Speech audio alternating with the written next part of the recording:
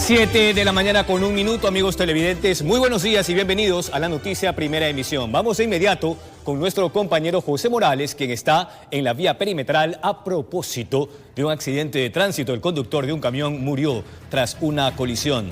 Pepe, buen día. Cuéntanos un poco más.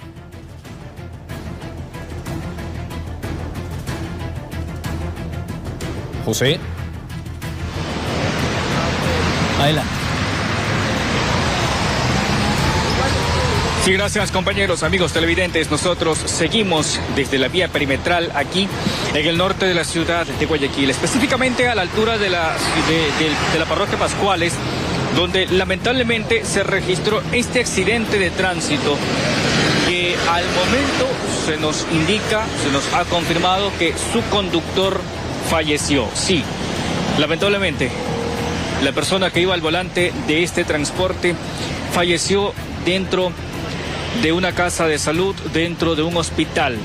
¿Qué ocurrió? Bueno, según el informe, el percance se registró alrededor de las 3:15 minutos.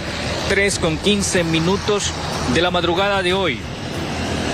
El conductor se movilizaba, tiene placas, por si acaso, el camión tiene placas de la provincia de Cotopaxi. Se cree que la carga, que son bloques de cemento, las traía desde esta provincia para entregarla a las distribuidoras de materiales de construcción aquí en la ciudad de Guayaquil. Y en esos instantes, a esa hora de la madrugada, se movilizaba por la perimetral con dirección al sur de la ciudad, cuando de pronto se chocó, se impactó con otro vehículo de carga pesada. No se ha logrado establecer qué tipo de vehículo o qué tipo de camión es el que resultó involucrado en este percance, pero por la magnitud del impacto, por la fuerza con la que se ha registrado, podemos observar que se trataría de algún vehículo también de carga pesada. Puede ser algún tipo volqueta o tal vez algún tipo contenedor también que circulaba en esos instantes. Se dice que producto del accidente, el conductor quedó parcialmente atrapado en el lugar, en su asiento. Su acompañante o su asistente habría prestado ayuda inmediata tratando de sacarlo desde la cabina, y posterior a aquello solicitó a conductores que transitaban por la zona que lo ayuden, que le permitan trasladarlo hasta un hospital de forma inmediata. Sin embargo, hace pocos instantes, hace pocos minutos, se les indicó a los agentes de la ATM presentes en el sitio que el caballero lamentablemente había fallecido ya dentro del hospital donde fue ingresado. Así está la situación.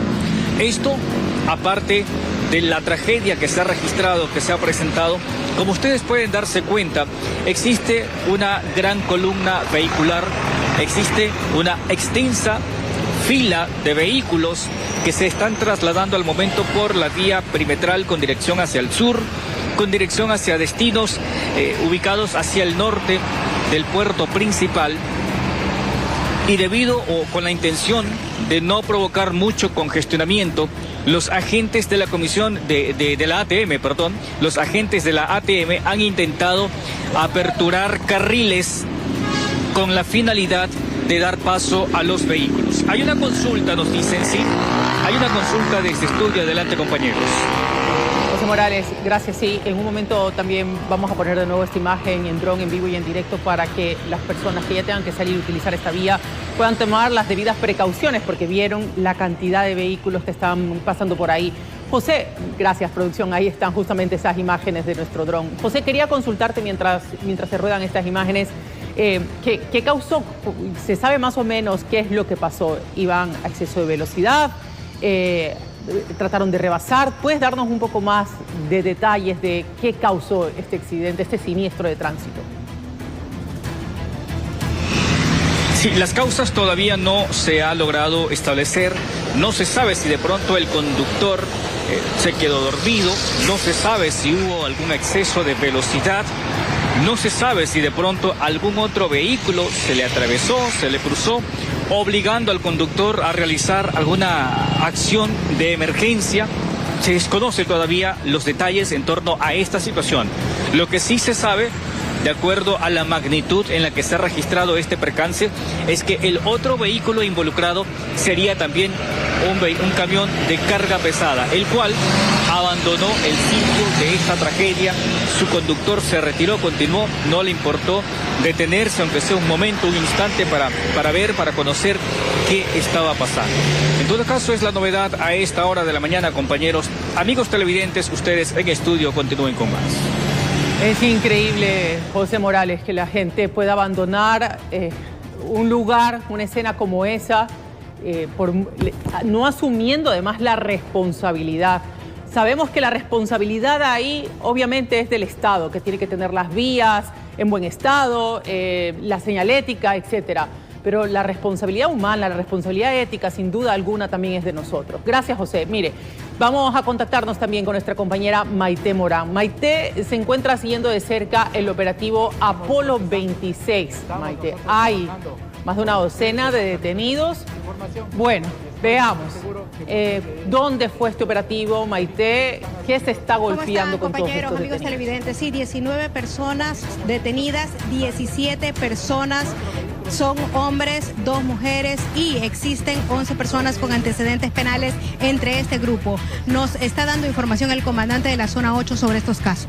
Sala de control y monitoreo de Policía Nacional y realizando tareas de gestión investigativa ante la denuncia de un secuestro extorsivo, se llegó al resultado de la recuperación de estos 2 vehículos y la vinculación con 2 detenidos en relación a este secuestro extorsivo. ¿En qué sector operaban esta vez? Ya les doy más detalles de esta. Entre los aprehendidos, las personas pertenecerían a diferentes grupos delictivos, entre estos a los Latin King, Mafia 18, es lo que nos estaba comentando el jefe policial. Roba personas, también han establecido acá algunos intentos de hechos violentos, por eso es que muchos de ellos han sido aprehendidos en posesión de las armas de fuego. Tenemos también 18.027 gramos de sustancias ilícitas. Esto se dio también en un allanamiento en el distrito Florida, en el cual a través de la información y la manera como Policía Nacional establece los objetivos claros de operativos, se allanó un domicilio acá en el sector del distrito La Florida, específicamente la Marta de Roldós, obteniendo como resultado de estos 17 bloques de marihuana, una persona que ha sido aprehendida, el custodio de esta sustancia, y también con 2 armas de fuego. En este sentido, nosotros consideramos, y cómo está empaquetada o embalada la sustancia estupefaciente, que esta iba a ser distribuida desde esta bodega hacia otros sectores de la ciudad. Incluso no podemos descartar la presunción de que algunos de ellos estarían destinados hacia las otras provincias del sur, o por qué no salir del país desde el sur. Tenemos 15 armas de fuego que están siendo presentadas, una de ellas es tipo fusil, 5 tipos revólver, 7 pistolas, 2 escopetas, 55 municiones, 6 alimentadoras. Esto ha sido encontrado en posesión de estas personas que están siendo hoy aprendidas. 2 de ellas incluso han sido sacadas de las calles porque conductos adecuados para ellos poder operar estas armas de fuego tienen que ser retiradas de las calles de la zona 8. Tenemos como base fundamental también 11 terminales móviles con los cuales nosotros podremos obtener mayor información muy clara, la cual tendrá que llegar a los diferentes centros de análisis de información y poder vincular a otros actos delictivos. Tal vez como vacunas extorsivas. Claro, nosotros acá consideramos que va a haber mucha información en cualquier delito. Ya hablamos de tenencia de armas, tráfico de drogas, puede ser también situaciones extorsivas, el delito de extorsión, secuestros extorsivos. Lo importante es que ya se ha solicitado a los operadores de justicia que se realicen las pericias correspondientes y en ese caso se podrá asociar al delito por el cual están los hoy aprendidos acá y de tener mayor información. Pondremos en conocimiento esta noticia criminal a través de Fiscalía para poder seguir nosotros abriendo o aperturando nuevas investigaciones previas. Como puntos importantes les puedo decir que en el distrito Portete el día de ayer, en la noche, personal policial se encontraba realizando el patrullaje preventivo con la finalidad de focalizar algún hecho delictivo. En este caso, 2 personas que se encontraban de manera sospechosa realizando acciones delictivas, al ver la presencia policial, al percatarse que nuestro personal está realizando su trabajo, emprenden huida, pero sin dejar de disparar a nuestro personal policial, quien reacciona con valentía producto de esto y de acuerdo a la ley hace uso legítimo de la fuerza. Uno de estos delincuentes cayó herido y en este momento son aprehendidos 2 personas de motocicletas y también con armas de fuego. De igual manera tenemos en este momento una persona que está prendida, ya que el día de ayer en la noche se dio un hecho violento en el distrito Los Ceibos, en Chongón.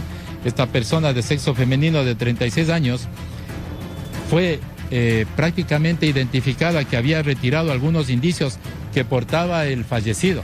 Y en este momento está puesta a órdenes de la autoridad competente por haber modificado y haber alterado una escena de un hecho violento.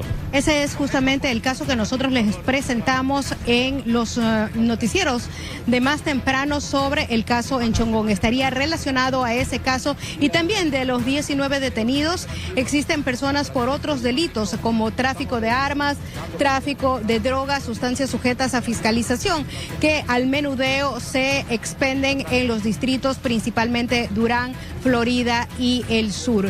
Con esta información les doy paso a estudios, compañeros. Buenos días y muchas gracias por tu informe, Maite. Vamos con otras noticias. Mucha atención. El nuevo mecanismo para fijar el precio de los combustibles en el país establece disminuciones graduales de entre 0.75 y 1.5% y mantiene al precio internacional del petróleo como uno de los principales factores para su cálculo. Veamos.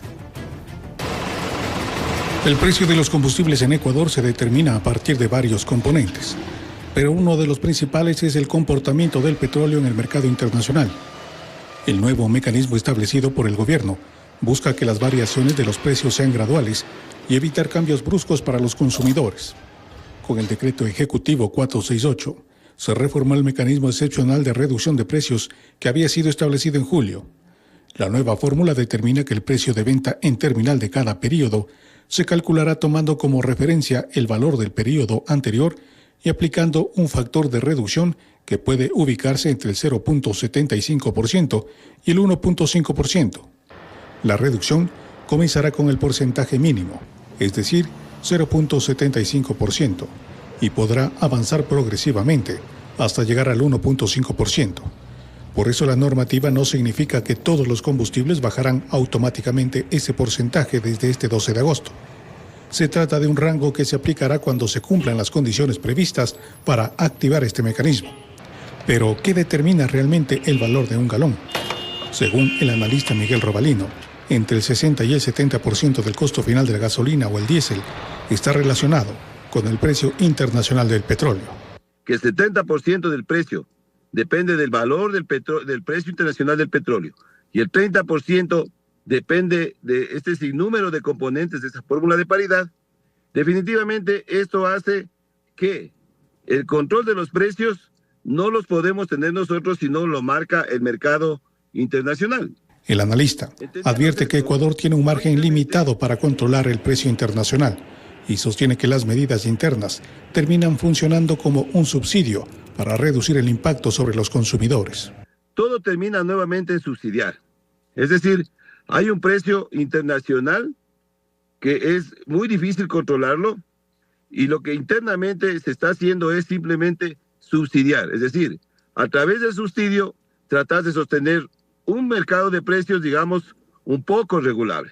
Así, el nuevo esquema establece una reducción progresiva, mientras el comportamiento del petróleo internacional seguirá siendo uno de los principales factores que determinarán el costo real de los combustibles en el Ecuador. Informó Miguel Ángel Bedoya. 7 de la mañana con 24 minutos. La banca pública ha colocado más de 200 millones de dólares en créditos para mujeres, pequeños y medianos agricultores, así como jóvenes en cerca de 30.000 operaciones. Saludamos al doctor Eduardo Peña Hurtado, presidente del directorio de Ban Ecuador. Buen día y bienvenido. Buenos días, muchas gracias por la invitación. Doctor, un poco señalar y destacar por qué el gobierno se ha fijado en estos segmentos específicos, jóvenes y también mujeres, pero empecemos por el crédito 7x7. Okay. 7% de interés a 7 años plazo. Correcto, ok, entonces empezamos 7x7. Bien.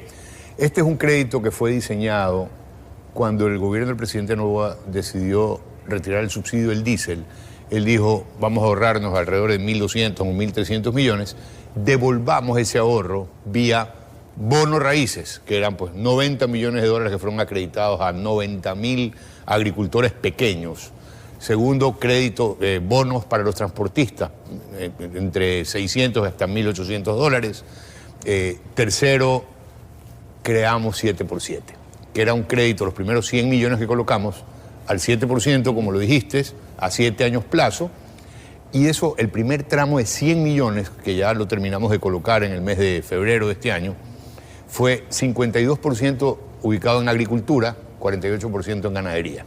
Estamos ejecutando un segundo tramo de 100 millones más, donde el presidente Noboa nos pidió que incluyamos pesca artesanal y acuacultura, que son actividades de la costa y que en el primer tramo no estuvieron contempladas. Así lo hicimos. Y en este segundo segmento, el cual llevamos colocados 45 millones y pico, que aquí tengo los números para que los puedan ver nuestros televidentes, llevamos básicamente 2 meses y medio y hemos colocado casi la mitad, quiere decir que en 2 meses y medio más vamos a terminar con 7x7. Ha sido muy bien acogido. En el primer tramo, provincias como Loja y Azuay se destacaron por la cantidad de créditos que lograron colocar. A mí me llamó la atención porque no las teníamos tan en el mapa como tan bien organizadas respecto de la colocación. Disciplinadas en el pago. Y no, disciplinadas no solo en el pago, sino en el hecho de tener los proyectos, la estructura de los proyectos. Acuérdate que nosotros, aquí está, nosotros le prestamos, mira, llevamos 145.15 millones son 13.040 operaciones. Sí. Cuando tú haces el promedio, cada operación anda por los 10.500, 11.000 dólares. Es decir, está muy atomizado y ha sido muy bien recibido por los agricultores. Solo como comentario, sí, acuérdate que el diésel, hoy las provincias que están en las fronteras, como Carchi, como Tulcán, Zamora Chinchipe, Loja, tienen una disminución del consumo de diésel impresionante. Todas están, 30% abajo. Es decir, el diésel que subvencionábamos se nos iba por la frontera. Hoy hemos reubicado esos recursos acá. Entonces, esto es 7x7. Doctor, ahora, ¿qué se les exige a los prestatarios? En este caso, sí, ¿solo el certificado de inscripción ante el MAGAP? Sí. ¿O también se fijan si mantienen deudas en otras instituciones financieras? Buena pregunta. Es evidente que nosotros, si ya estás registrado, sí, necesitas tener un score crediticio que sea superior a 500 puntos por lo menos. La banca privada te da cuando tienes 800 para arriba. Nosotros podemos darte desde 500 para arriba. Pero no puedes tener menos de 500, peor todavía estar vencido en el resto de la banca, porque acuérdate que hoy el credit score te revisa pues todas tus operaciones. Entonces, lo ideal es que tengas, te prestamos para un proyecto siempre y cuando tu compañía no tenga deudas vencidas. ¿Y cuáles son los plazos, tanto para capital de trabajo como para activo fijo? Estamos hablando, dependiendo, cuando es capital de trabajo, cuando es activo fijo, hasta 2 años. Cuando es capital de trabajo, hasta 1 año. ¿Y hay periodos de gracia? Estos son los periodos de gracia. El periodo de gracia significa que solo vas a pagar intereses, no vas a abonar nada de capital. Esto sirve mucho porque otros de los proyectos que tenemos, que creamos cuando el presidente Noboa decidió retirar el subsidio del diésel, es el de transporte, que tiene un componente de chatarrización. Es decir, estas unidades antiguas que tienen 20, 25 años, que tú las ves todavía por las calles de las ciudades, que tienen esa nube de humo negra. Si tú la chatarrizas, en el Ministerio de Infraestructura y Transporte te dan un bono de entre 5 y hasta 20.000 dólares. Y la entregas para que sea chatarrizada. Con ese bono, tú tienes 2 opciones. O te retiras a la hamaca, o te vas a un concesionario y la das de entrada. Y si la unidad cuesta 120.000 dólares, 20.000 entradas, los otros 100.000 te lo financiamos al 9.8% anual, 7 años plazo. Doctor, ahora hablemos de las mujeres.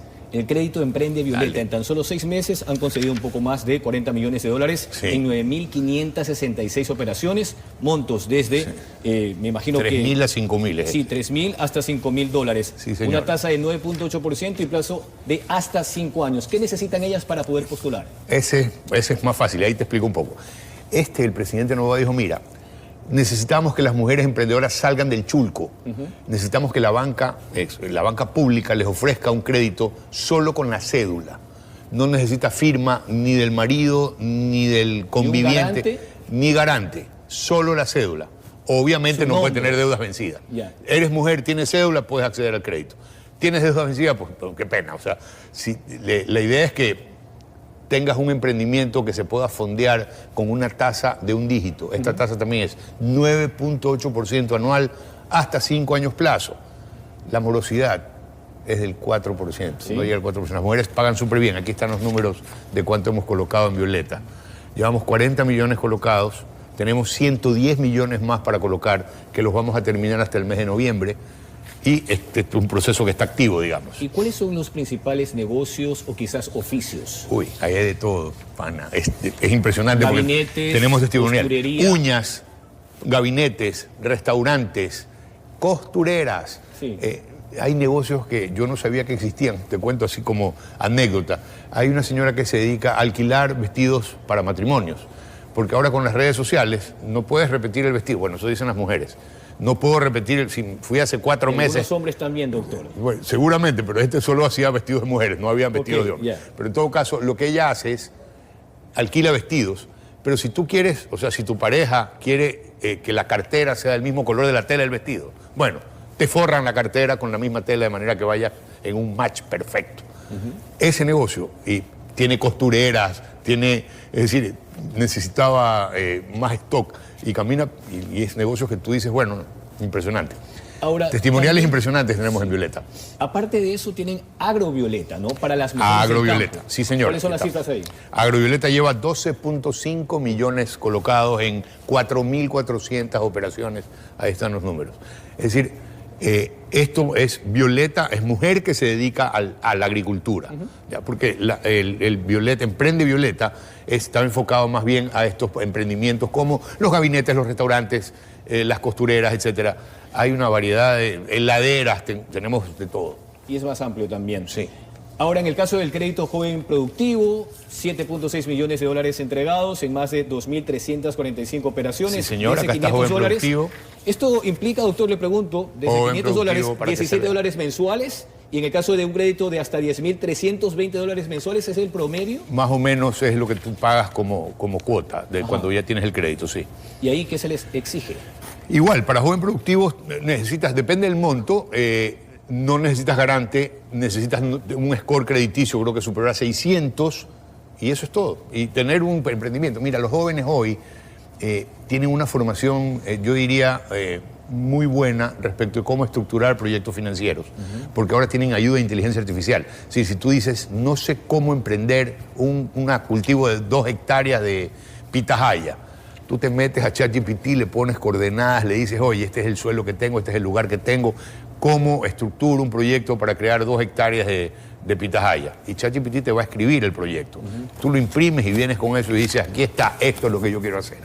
Y tenemos muchos casos de jóvenes que estructuran proyectos con inteligencia artificial y que son proyectos muy bien estructurados. Entonces, doctor, nos queda un minuto nada más. Hablamos de la captación y utilidad de Ban Ecuador. Dale. A ver, lo último PYME que hemos colocado 313 millones en 2.793 operaciones. PYME es un crédito también que está al casi 12% y nos va muy bien. Ok, vamos a captación y utilidades, que aquí tengo los últimos gráficos para hacerlo rápidamente. Captación. En los últimos años, que tú ves los números, aquí tenemos 2024 captamos 1.016 millones, 2025 1.285, en lo que va el 2026 vamos 1.359 millones. Sube que sube. Es decir, tenemos muchos clientes que antes fueron, digamos, que hoy día ya pagaron su deuda y nos colocan el billete, pagamos hasta el 6% un año plazo. Es decir, tenemos, colocando al 7%, a 7%, nosotros captamos al 6%. Y podemos hacer esto porque la tarifa del 7% es una tarifa subvencionada por el Ministerio de Finanzas. Y por último, utilidades. Aquí tenemos, esto es colocación, llevamos 383 millones colocados al día de hoy, la expectativa es 720 el cierre, el año pasado fueron 634, el anterior fueron 421, es decir, vamos a lograr un récord histórico este año. Doctor, en colocación. A nivel de utilidad, el peor año de la institución fue 2022 con una cifra negativa que superó los 100 millones, sin embargo, en los 2 últimos años las utilidades aumentaron de 0.5 a 23 y hasta 26 millones de dólares. Sí. ¿Cómo se logró ese objetivo? Trabajando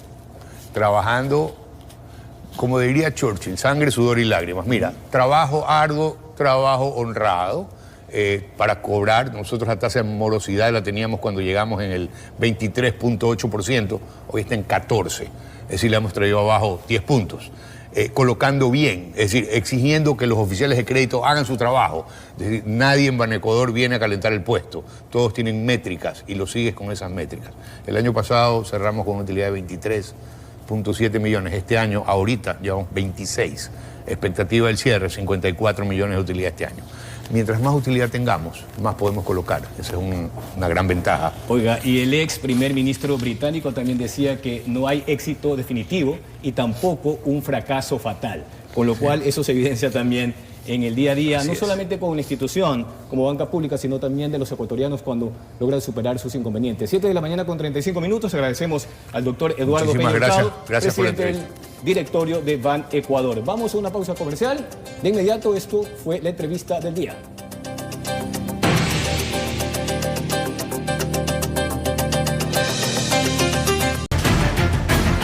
Esta es la primera emisión, 7:41 de la mañana. Gracias por continuar con nosotros. Un conductor se enfrentó con 2 presuntos delincuentes armados en Quito.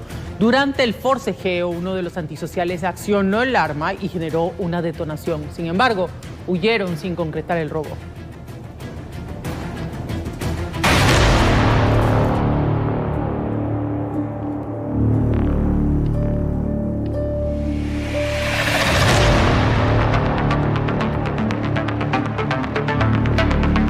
Quienes se movilizaban en este vehículo ya llegaban a su domicilio para descansar, cuando 2 sujetos a bordo de una motocicleta pasaron unos metros y luego regresaron. Se acercaron con armas de fuego para intimidar al propietario, quien se encontraba estacionado y retiraba algunas pertenencias del automotor. Sin embargo, el hombre decidió enfrentarse a uno de los antisociales. Durante el forcejeo, los delincuentes no lograron concretar el robo y ante la reacción del propietario, uno de ellos accionó el arma de fuego y provocó una detonación. Después de esto, los sujetos huyeron del lugar. En las motos y la han estado creo siguiendo al vecino del barrio La Hacienda y ahí hubo entre ellos un forcejeo y igual el señor, tanto los que la asaltaron, el señor se los enfrentó y se corrieron para acá, para la Lirañán. En el interior del vehículo también se encontraban familiares de la víctima, incluidos niños, quienes tuvieron que presenciar este momento de tensión. Afortunadamente, el hecho no pasó a mayores y la familia pudo ingresar a su vivienda. Hubieron disparos, mi hija, hubieron disparos por parte de los delincuentes hacia el vecino. Pero Dios bendito, Dios es grande y no pasó nada. Más que todo fue más del susto que nada esa noche. Pero dicen que serían los mismos antisociales quienes hace pocos días también llegaron hasta un local comercial del sector para robar. Pero fueron alertados y ante la presencia de los moradores, huyeron sin cumplir su objetivo.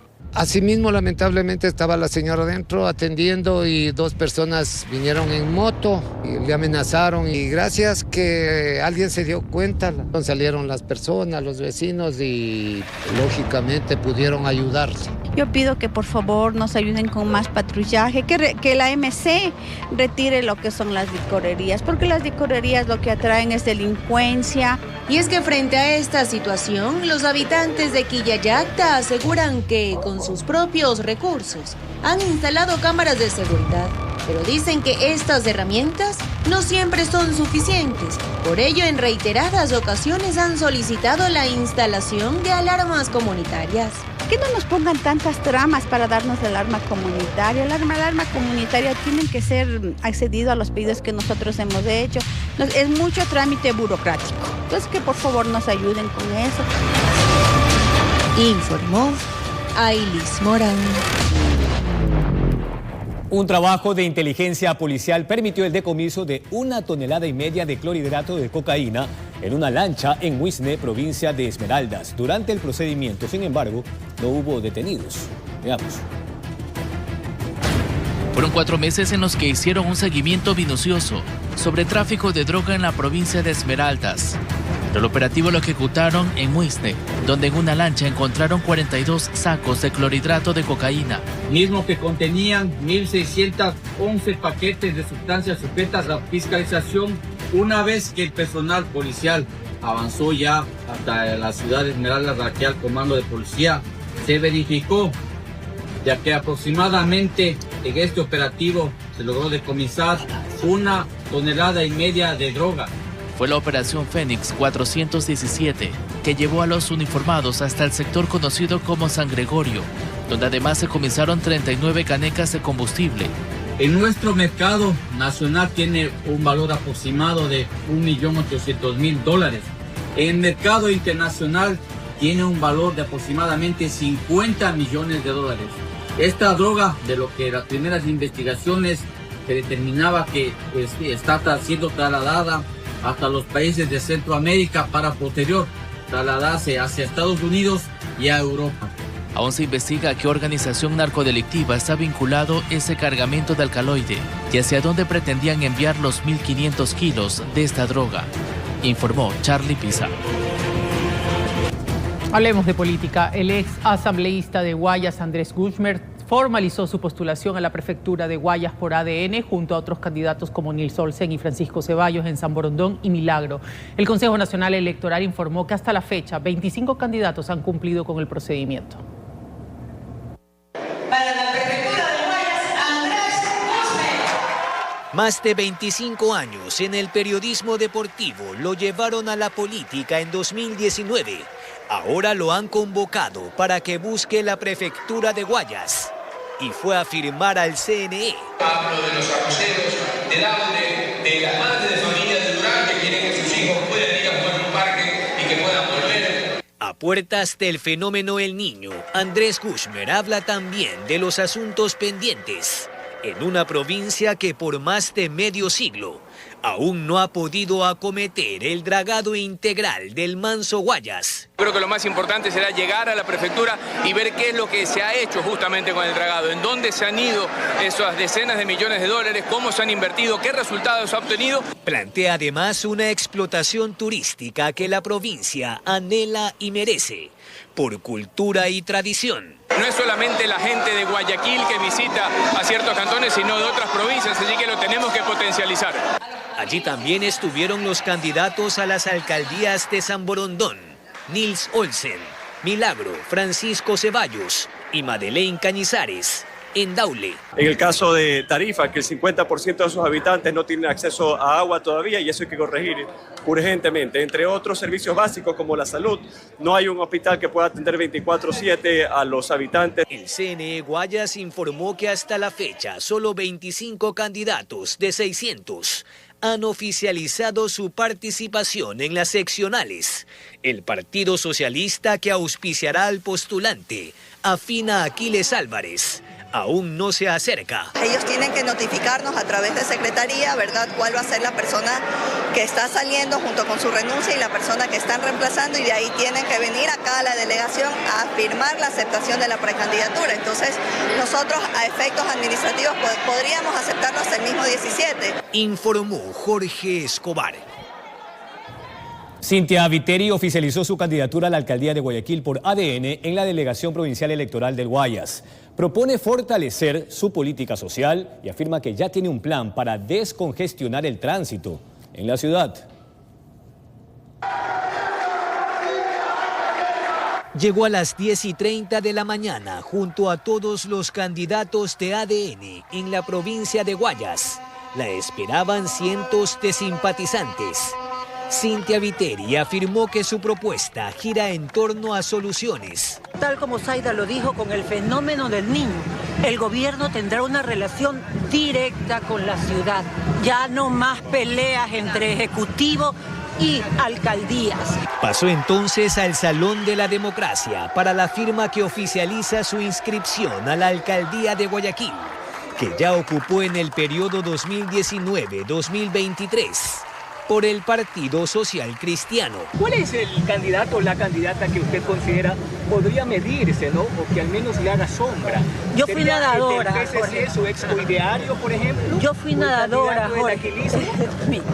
Yo fui nadadora y mi entrenador, Gastón Toret, me enseñó que cuando competía no tenía que mirar al lado porque perdías milésimas de segundos.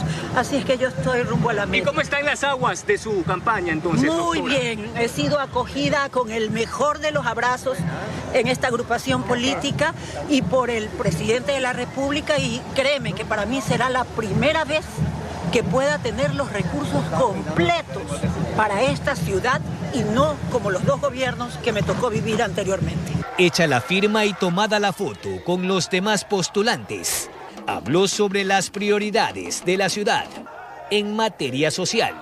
Con las brigadas médicas, con las tablets, volver con las mochilas, volver con los centros de desintoxicación de drogas, con el hospital bicentenario, con el hospital veterinario. También de una solución integral para aplacar el tráfico que desafía a Guayaquil. Estamos ya con una comisión, yo estoy trabajando desde ya, de estudio de tránsito especializada y a la par también con una comisión de producción e industria.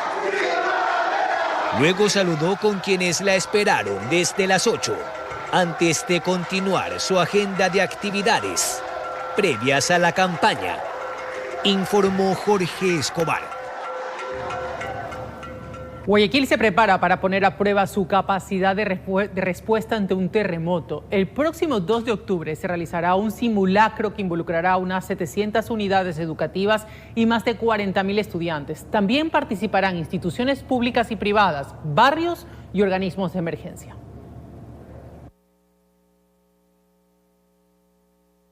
En la región, Guayaquil se prepara para un nuevo simulacro para poner a prueba su capacidad de respuesta ante un terremoto. Este se realizará el próximo 2 de octubre. El escenario principal que vamos a trabajar va a ser enfocado en el trabajo con las unidades educativas. Por eso es muy importante y agradecemos al Ministerio de Educación, a su dirección zonal. Esperan que alrededor de 50.000 estudiantes participen en los ejercicios, pero también se extenderá a barrios, empresas, comunidades de zonas urbanas y rurales. Incluirán escenarios relacionados al tránsito, rescate, evacuación y atención de varias emergencias. Se han conformado más de 260 comités comunitarios de gestión de riesgos, quienes también van a participar en este evento. Segura EP detectó 40 edificaciones vetustas o en estado de ruina. Además, ejecutan una auditoría a varias edificaciones. Monitoreando, haciendo una inspección visual de 2.300 edificaciones esenciales de la ciudad de Guayaquil. Y es por primera vez, en este caso, que se hace una revisión de esta magnitud en el cantón. La iniciamos desde el año 2025. Esperamos tener el informe final para mayo del 2027. El Cuerpo de Bomberos de la ciudad recordó la importancia de mantenerse capacitados, sobre todo en ciudades multiamenaza como Guayaquil. Pasamos la barrera de los 22.000 personas capacitadas en este tipo de preparación ante una emergencia. Cabe destacar que, como dijo el señor gerente, lo importante es la calma. Las instituciones interesadas deben registrarse en la página web de Segura EP o a través del código QR que han habilitado. Se entregará un certificado y evaluarán el tiempo de respuesta. Informó Adriana Peralta.